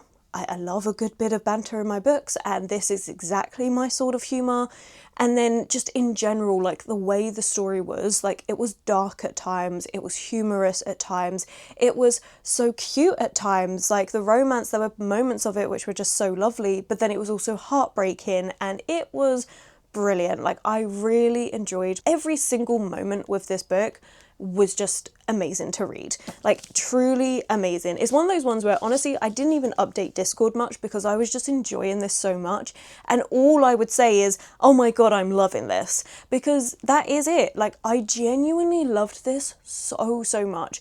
And you know what, this is definitely a book that I would reread. I would reread it slowly and really pick apart what made this book work for me. But it was just everything, like genuinely everything. I loved the folklore and mythology tie-ins. I loved the historical setting that we got. I really enjoyed the way we have these 3 different timelines going on and how it all connects to the story, the different characters that we follow, and just all of their complexities. And it was just so well done. And while the ending is kind of bittersweet, it was also a perfect ending. And it really does leave it open for so many more stories. And I can't wait to see if we get those extra stories. Like, I genuinely can't wait to see what else Cameron Sullivan puts out. And this is a debut book. Like, I can't wait. I cannot wait to see what else they do. And I will 100% be picking it up, because to me, this is a new favourite fantasy author. Based on this one book, that is the level that they're at for me. It was perfect. So one of my favourite fantasy books is actually Name of the Wind. I genuinely love Name of the Wind. I think the writing and everything is amazing, and this to me was better. And, you know, it's been years since I've actually read this one. Like, I've reread this book several times. You can tell how old my copy is. I have reread this one multiple times. Like, I do consider it one of my favourite fantasy books ever. But I do think Red Winter was just better. I think because the character we're following is older, like, again, we're kind of coming back to that older versus younger character. So in this one, we follow Kvothe as he's growing up. In this one, obviously, we're meeting Sebastian as he's already thousands of years old. And so I think that does make a difference with it. But also, you can be 1,000 years old and still make really stupid decisions. And I really enjoyed that.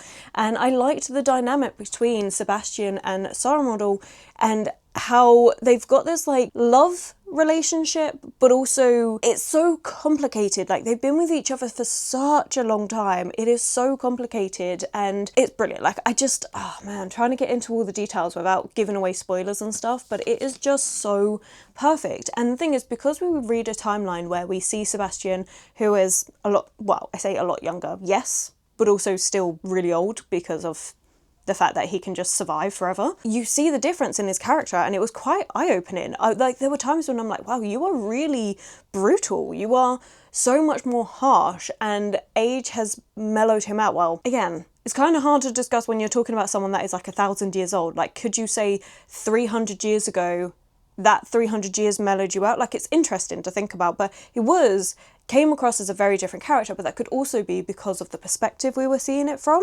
And obviously most of the book we see from Sebastian's perspective, and then we get one perspective where we don't see it from his, and that could then be like, actually, maybe that is how he is. Obviously we view ourselves differently to how others view us, so it could be that he is as harsh as this, but he doesn't see it. I really enjoyed this. I really enjoyed everything. I enjoyed all the different magic aspects of this, seeing the first tale of the werewolf, having the ties into the mythology and stuff. Like, it tied in so many different things. We've got gods, we've got archangels, we've got all sorts of things going on.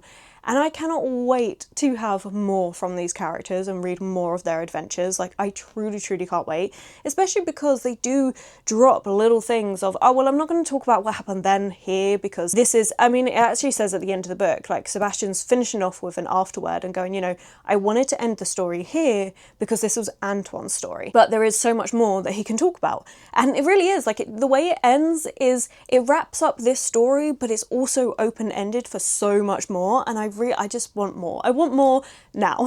Like, it was so good. So, I mean, this is definitely a book where I could just sit talking about it for absolutely ages. So any recommendation videos coming from me, you can be assured that this is probably going to be in it. This is one of the standout books of the year for me.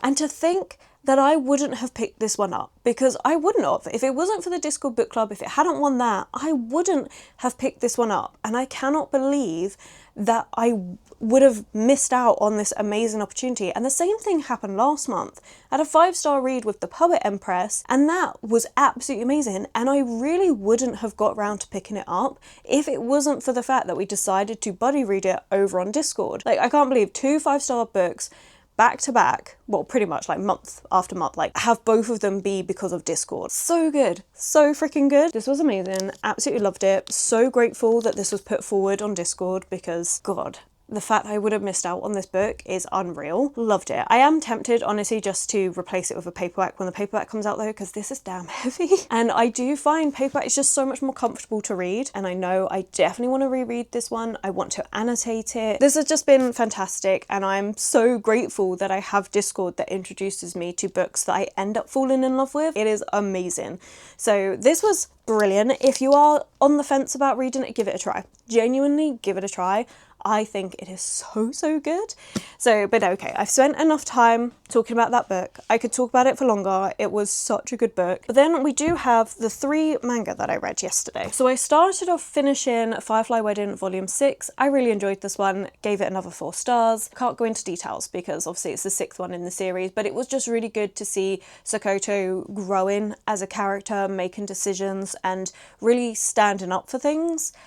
So I really enjoyed that. So she's not being so much like allowing things to happen to her. She's now taking a stand and really coming to terms with how she feels. I really liked that volume. Then I went with The World's Greatest First Love. I really enjoyed this one. I gave it 4 stars. Honestly, I was surprised. So when I was first reading this one, I was like, oh, the anime is quite different. But the anime is actually the last chapter in the manga, and I can understand why they do it first. So in this one, we have Ritsu, and he is getting a new job at this publishing house, but he wants to be publishing literature. That's where he used to work for. Instead, they put him in the shoujo manga section, and he's not happy about this. And his boss is actually his first love, though he doesn't recognize him. It's been 10 years, he doesn't recognize him. He's also made an effort to forget about his first love. And so we spend this first manga, one, learning about the manga publishing and all of that. I don't know whether it's exaggerated or not, I don't know, but it is funny and honestly so stressful. So stressful. I could never. But we have them two. He's the head of the department and he's obviously trying to learn and stuff. And we realise that he remembers everything. Is it Tanaka? Damn, the name's not on the back. Ritsu does not. And he's like, excuse me, we were, dating in school. I'm going to make it so that you tell me that you love me again, because the reason why they're no longer together is this big ass misunderstanding. But Ritsu's very much like, nope, never gonna happen. And the story's kind of unfolding from there. I think it was really silly. I just enjoyed it. Gave it 4 stars. This is one that I started the anime episode. I decided, I was like, I really need something fluffy romance to watch. So I put on the first episode and I was like, oh, now I need to see if there's a manga for this. And I got really lucky. I managed to get this one, volume 5, 9 and 10, secondhand. They're in really good condition. I definitely will be continuing on with this series. I really need to stop doing it where I buy manga that's later in the series that I can't read yet, because it means I have a lot on my TBR, but I can't read them, so it's one of those things. But I definitely will be continuing on. I did really enjoy this, and I'm looking forward to seeing how their relationship grows, and it was really interesting to see the manga publishing side of things. And then we have Be My Worst Nightmare Volume 1, which this was the last one that I read before going to bed, and it was fine. It's a high school romance with a little bit of a twist. So we have our main character, Sayo, and he has a complex about being super short. This guy at school, Itsuku, he is really freaking tall, and they don't necessarily get on as friends, but they slowly start becoming friends. But what starts happening is Sayo, when he goes to sleep, he kind of wakes up inside this plushie, and the plushie belongs to Itsuki. He starts to realise that Itsuki has feelings for him, but he thinks it's all a dream. He's just like, I'm having some really weird freaking dreams. And then he realises Itsuki does actually have this black cat cuddly toy. It's really kind of silly. It's nowhere near as good as other high school romances like Sasaki and Miyano. Like, that is my favourite. It is so heartwarming and cute, and I really enjoy it. But this is still a fun, silly time. This is another one that I just picked up secondhand. It was really cheap. I was like, why not give it a try? And I think I would continue if I find these secondhand. If they've got a decent sale on or something like that, then I would pick them up. But I'm not in a rush to continue this one. I gave it 3.5 stars. I enjoyed my time with it. It was an easy enough read. So really good reading yesterday. I figured we would actually do the ranking because I forgot to do that yesterday. I'm going to start off from the bottom. So we've got Strange Sally Diamond as the DNF. Then I'm putting Honeybee and Lemon Balm Volume 2. Then It's Not Her, because it honestly was a decent thriller. Be My Worst Nightmare. Then we start getting into the 4-star range, and honestly, the next 3 are interchangeable. It just fully depends on my mood on the day. I would then put The World's Greatest First Love, then Hot Girl Murder Club. I think, again, like this can change. And then Firefly Wedding Volumes 5 and 6. Honestly, these ones can change so much because I think it does just depend on my mood. Like, they were all really good 4-star reads. I really enjoyed them. They're interchangeable in my mind. Then we have Autumn Spring's Retirement Home Massacre. I really did enjoy this one, so that definitely sits on top. Of course, finishing it out, we have The Red Winter. So that is currently, and honestly, holding this is absolutely insane. Insane. I can't believe I've read this much. But yeah, that's the ranking so far. For today, though, I've left my phone. Let me go grab it. Oh, we're so close. We're getting down to the last 3 days. Oh, man. And I'm so excited.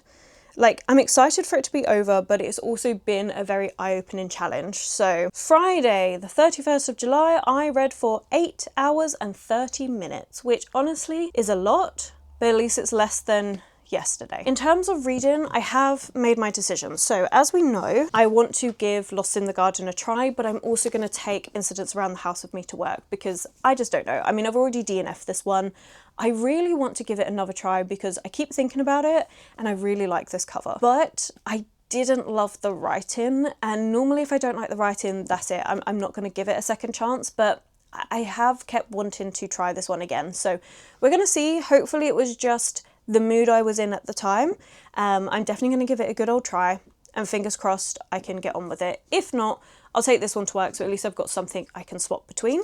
And then for manga, I'm actually going to go with some manhwa, which is Villains Are Destined to Die. I have volumes 1 and 2, and I've had these sitting on my shelves for a little while now, so figured it's about time I give them a try. I really like the spines, they're all like rainbow. I don't really know what this one is about. I think it is an isekai though. Yeah, we have our main character who is playing this game, but then suddenly wakes up in the body of the character. Gonna give it a try. I've heard really good things, so hopefully I really enjoy it. And then for tomorrow, I'm up early. See, this is the thing. So today I've got 8.5 hours, which should be doable, but I have to go to bed earlier. So yesterday's reading, I didn't finish till almost 1 in the morning.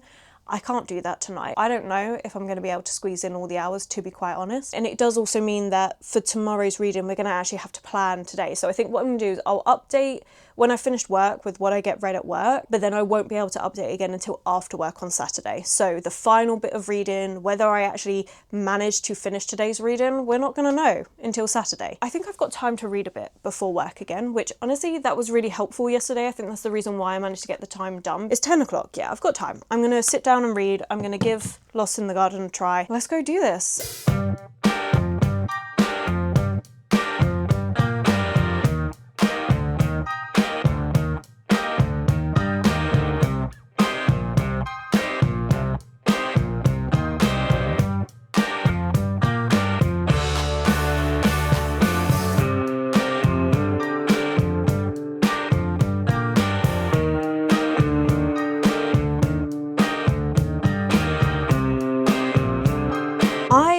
Definitely not completing the challenge today.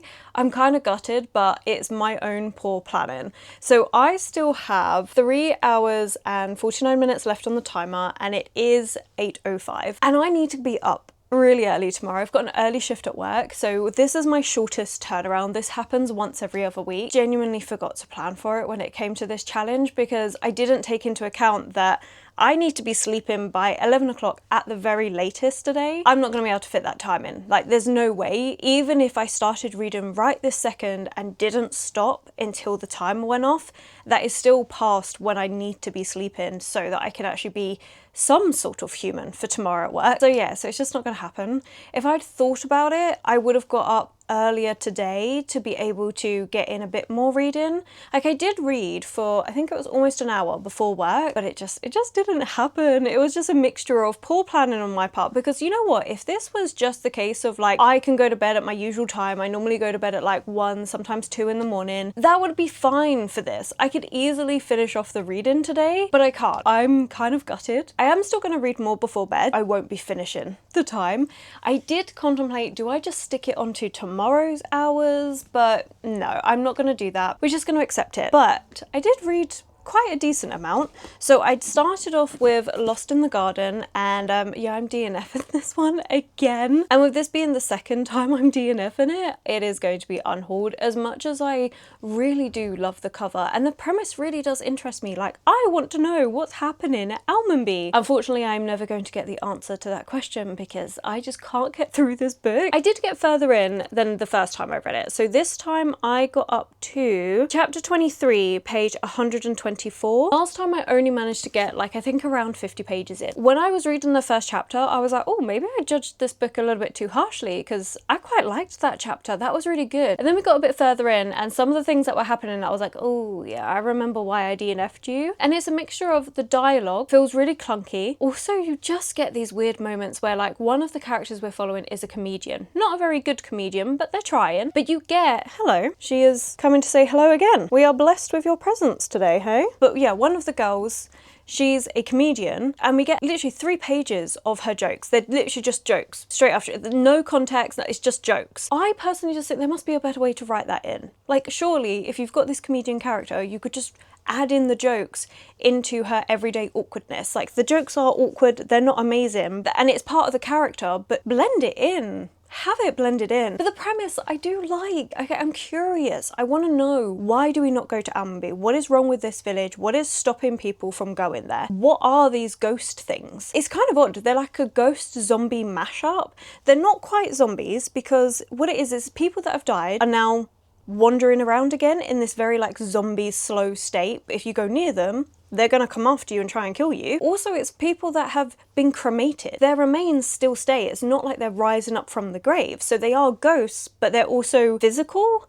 Like, you can interact with them, they can interact with you, so it's really unusual. And they can't die either, so it's a very weird state to be in, and they're just kind of wandering around. Nobody knows why they appeared. And also, we're in this permanent summer, and it's just a really interesting premise. Like, what is going on? I would really like to know, but I can't stick with it. I just can't do it. It was getting so boring. I'm just like, you know, this should be interesting, but it's not, and I'm not that interested in the characters. Like, the one I have a slight bit of interest in is the same character I liked the first time I read this, which is Rachel. Like, there's some stuff going on with her that I'm kind of intrigued and I want to know, but at the same time, like, it's just not worth it. DNF, I tried. It's just not for me, and I really want it to be, because I love this cover and I love like the weird fever dreamy feel to this, but why is it so boring? Honestly, I am jealous of everyone that actually really likes this book, because I really want to. After I decided to DNF, I then picked up Villains Are Destined to Die Volume 1, and I really liked this one. I've given it 4 stars. I also love the fact that, you know, this is all full colour.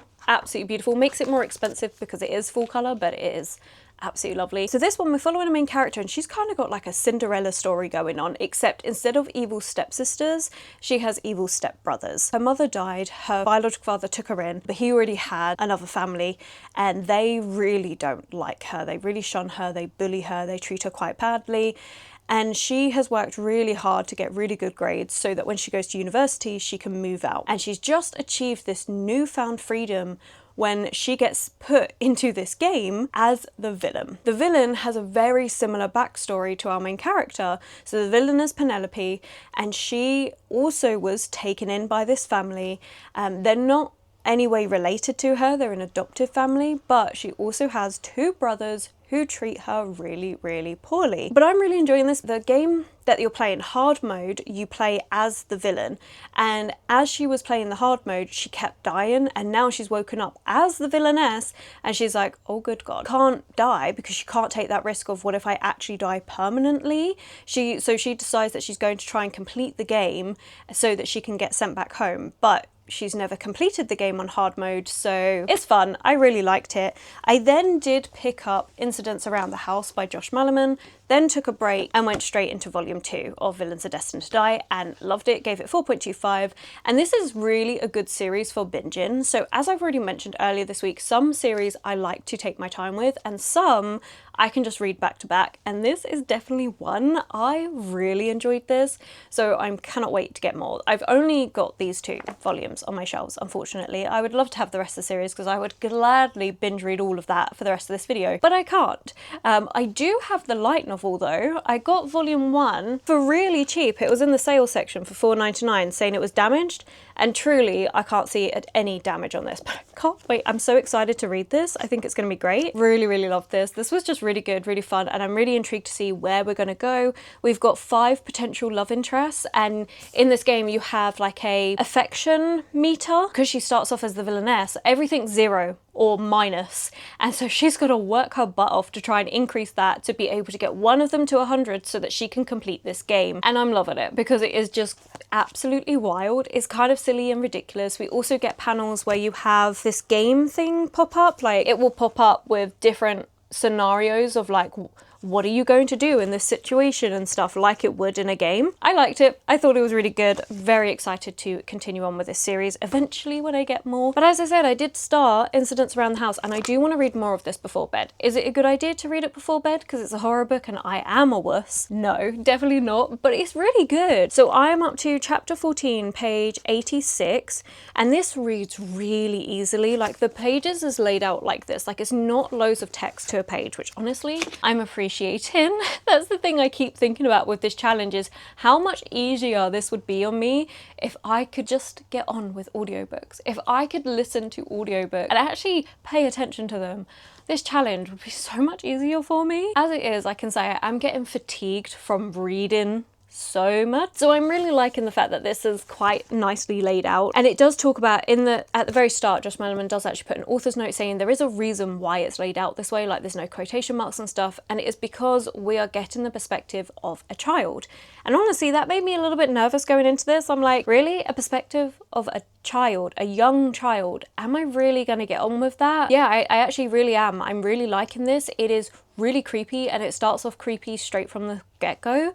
Like, we've got our main character Bella, and she lives with her mum and dad, but there's also Other Mummy, and Other Mummy started out as a friend that was just in her closet, except now she keeps coming out more and more, and she keeps asking, can I go into your heart? And it's making Bella scared, and she's starting to think Other Mummy isn't really a friend anymore, and it's really honestly nerve-wracking. Bella keeps trying to protect her parents by keeping it so that they can't see her, trying to always keep them distracted. Like, she's scared that Other Mummy is then going to ask to go into their hearts and something bad is going to happen, so she's trying to protect them. It's just creepy. There's just this sense of unease, and I cannot wait to see where it's going to go from here. So yeah, I'm really liking this one. So I will be reading more of it. I like to read before bed anyways. As I said, I'm not going to be finishing the time today, but we do need to plan for tomorrow because I'm already getting up at 6. There is no way I'm getting up any earlier to update. We're not doing it. We're going to plan it from today, and the next time I see you will be after I get home from work, after my nap.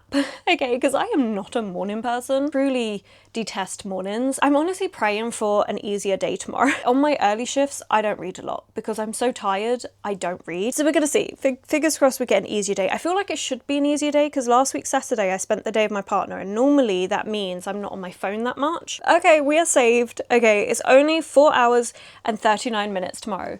That is doable. That is so doable. Thank God we had a day off together, because if we have a day off together, we spend it together. So it means I'm on my phone hardly at all compared to the rest of the days. Okay, 4 hours, we can do that. I think tomorrow it's going to be a case of I do want to finish this, and then I want to read Promised Neverland. I've got 3 volumes that I can read, so 7, 8 and 9. I really like this manga, and it's been ages since I've read it, but I have been thinking about this one quite a bit. Whether I get to all 3 volumes of this, I have no idea, but this is the plans, and then I guess we'll find out tomorrow afternoon how much of this actually got read. I didn't update at all yesterday. It's now Sunday, but I was so tired that I couldn't function, and I barely got the reading done. I'm so pleased it was the shortest day because honestly, I was struggling. But I did read 1 manga volume while I was at work, and that was all I read. Definitely the least amount that I've done at work. Promised Neverland Volume 7. I had hoped to read more of this yesterday, but I was just too tired.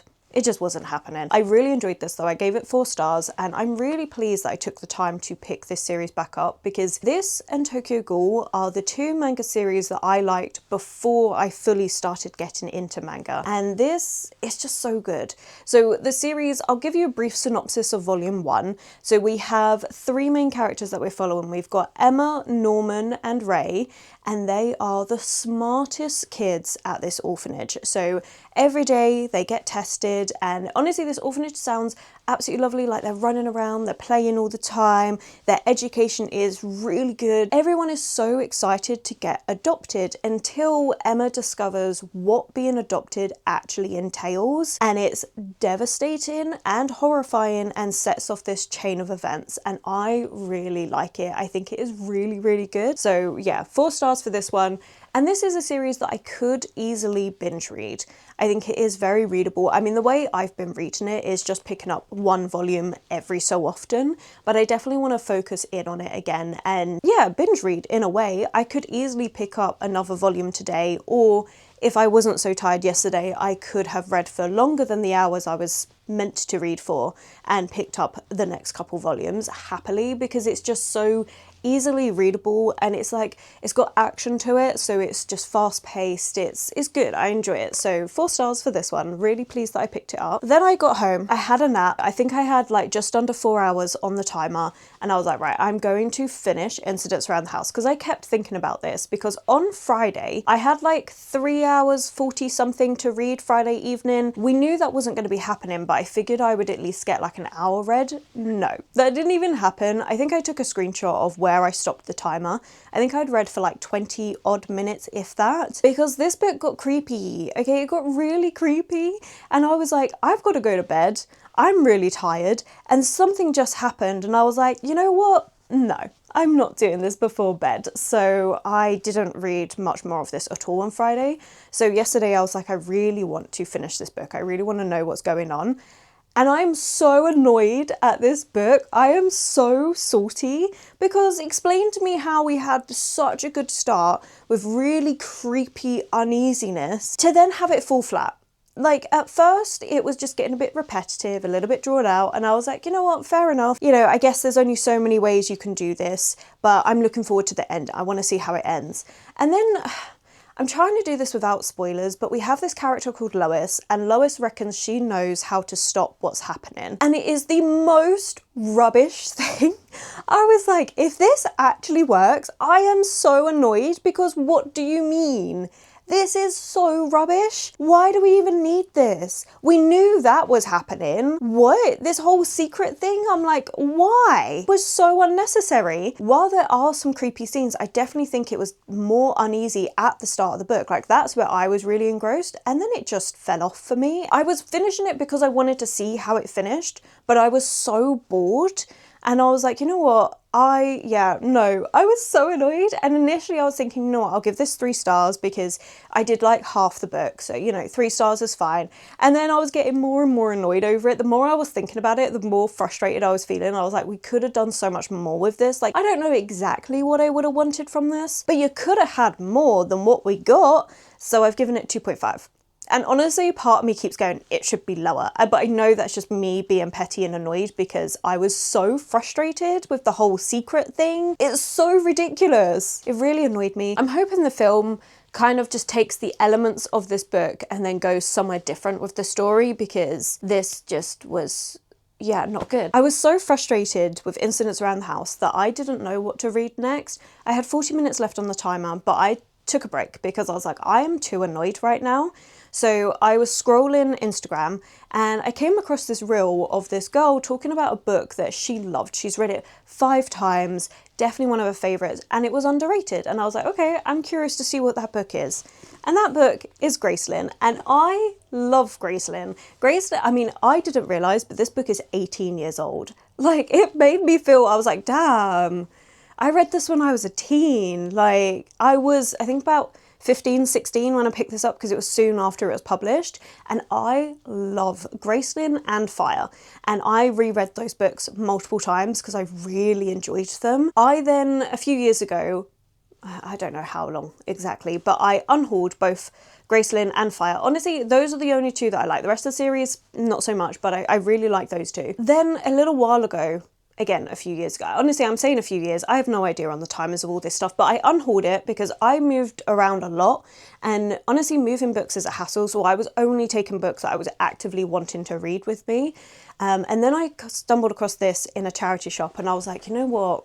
Yeah, I loved this story. Like, teenage me ate this up. I prefer Fire, but I genuinely did love this as well. So I decided, you know what? Actually, I'm going to reread it because I need something that I know is good. The plan was obviously to read The Deep by Nick Cutter, but I'm kind of like, you know what, I just want to read something I know I'm going to enjoy. I want to end this challenge on a high note, and so I decided to pick up this instead, and I started it and I'm just like, yes, this is what I wanted. Also, because it is a reread and I am feeling a little bit fatigued by the end of this challenge, this is something that I can just easily read and I know I enjoy it. I am up to chapter 6, page 42.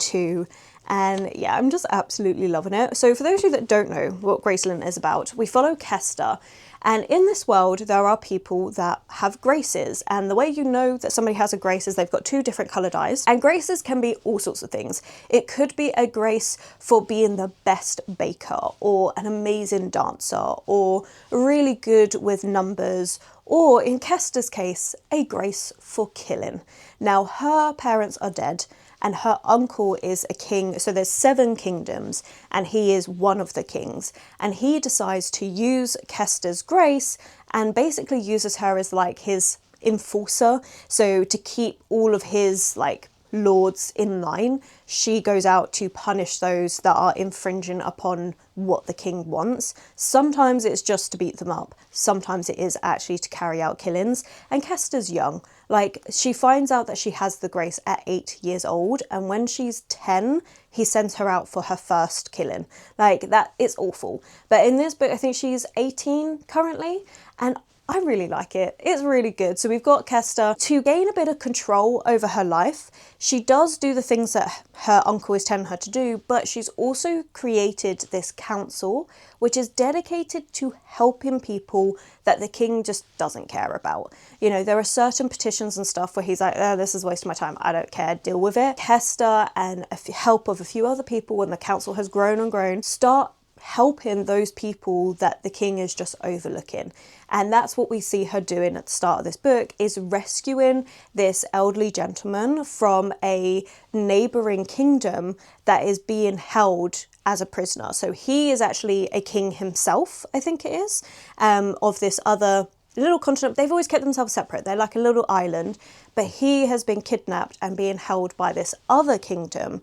And Kester's like, I don't think it's this king that's actually authorised it. I think he's working for someone else. Regardless, we're rescuing him. That's where we start the book. It is a romance. Genuinely just really like this. I love the idea of the world with all of these graces. I'm really pleased that I decided to pick up. It's been probably like 10 years since I've read this book, maybe a bit longer. And I'm enjoying it so much. I'm very excited to get into it. And I keep thinking about, I'd also love to read Fire, and this is what I wanted after having such a disappointing read.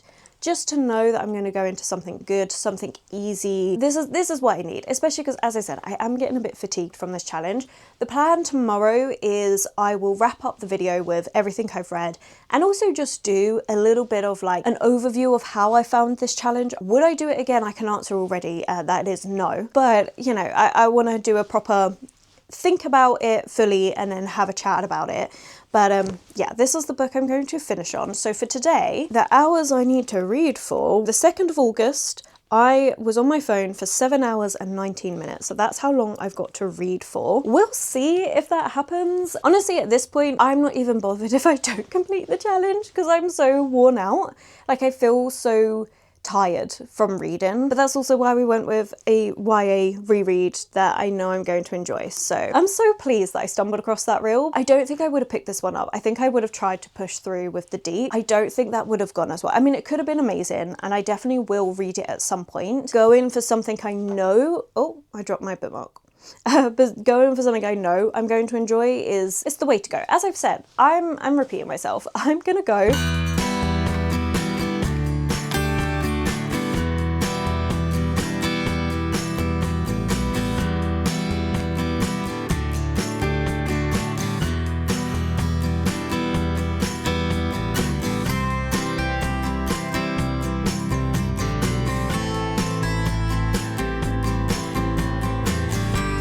I didn't complete the timer. I was so close to finishing out the timer yesterday.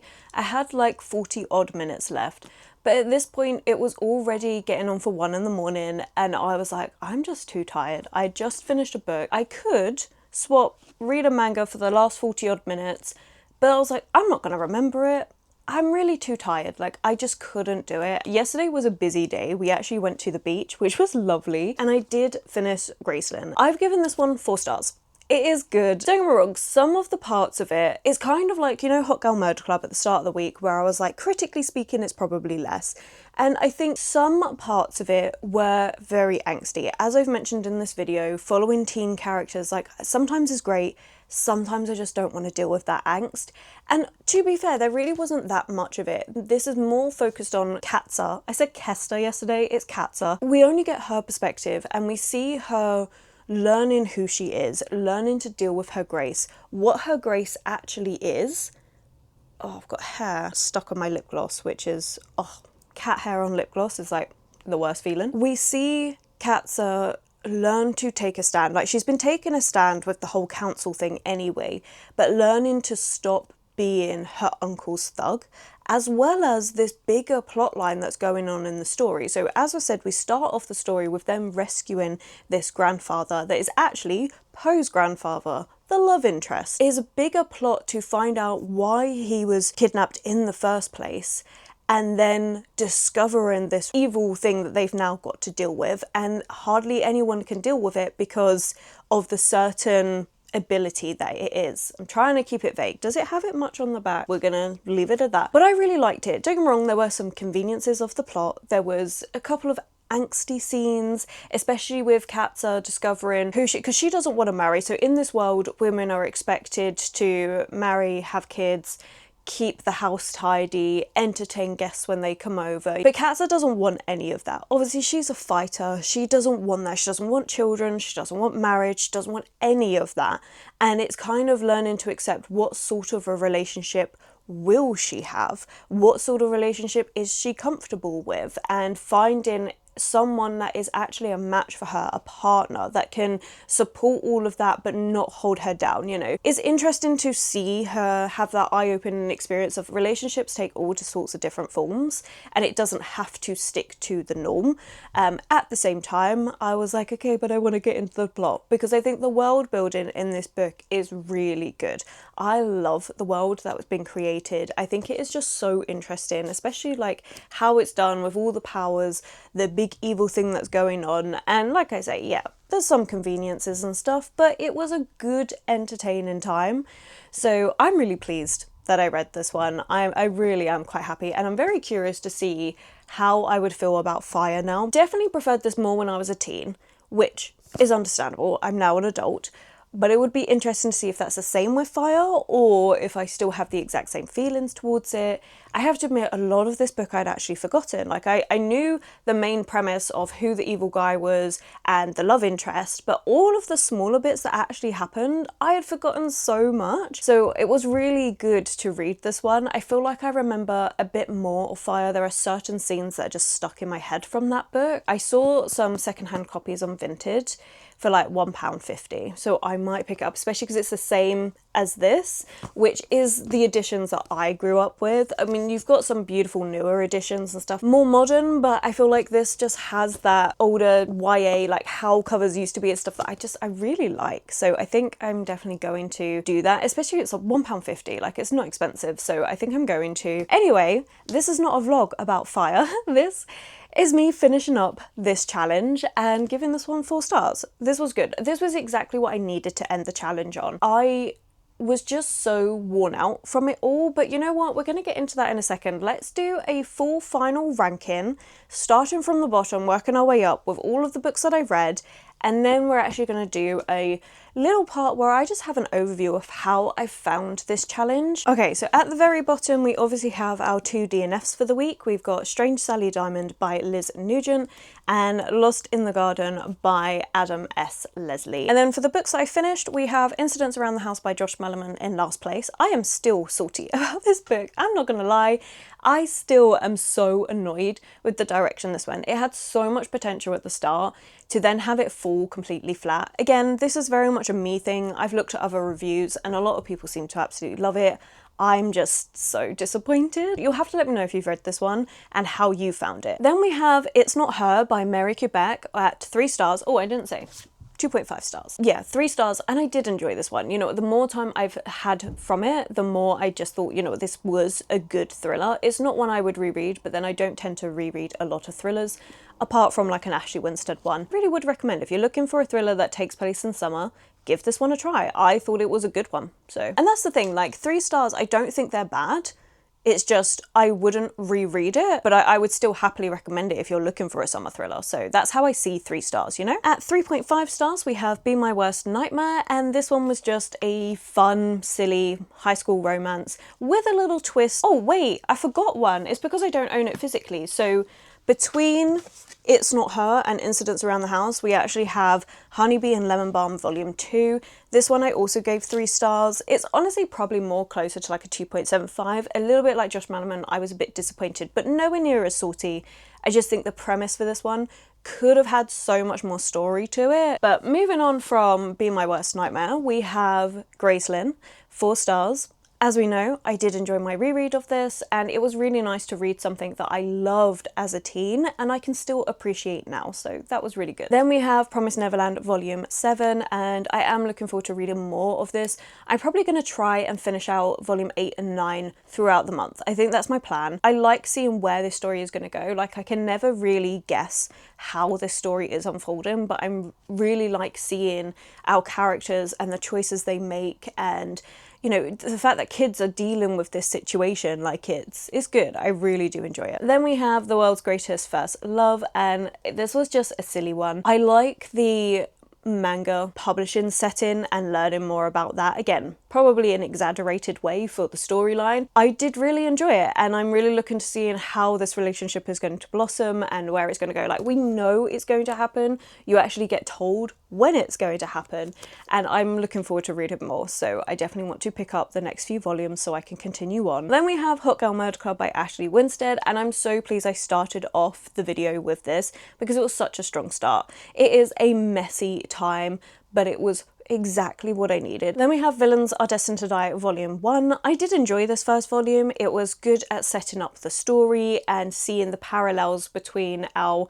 main character before she came into this game and how it is being the villain as Penelope, and those parallels between her life. I did prefer these two over Volume 1, but I preferred Volume 2 to these 2 volumes, which is Firefly Wedding Volume 5 and 6. And this, as I said, is just such a good series for me. I just find it entertaining. I really love seeing the character growth. We are getting an anime adaptation. I don't know if I mentioned that, but I'm very much looking forward to it. I think that comes out in October, so can't wait to see how closely linked they are. So I find some anime follow the manga really, really well, and then some take their own decisions and go different ways, but I love just seeing how it goes. Villains Are Destined to Die Volume 2. I really enjoyed just the progress on this one, how the character was starting to lean into different aspects of being Penelope, and just seeing where this story is going to go. The Autumn Springs Retirement Home Massacre.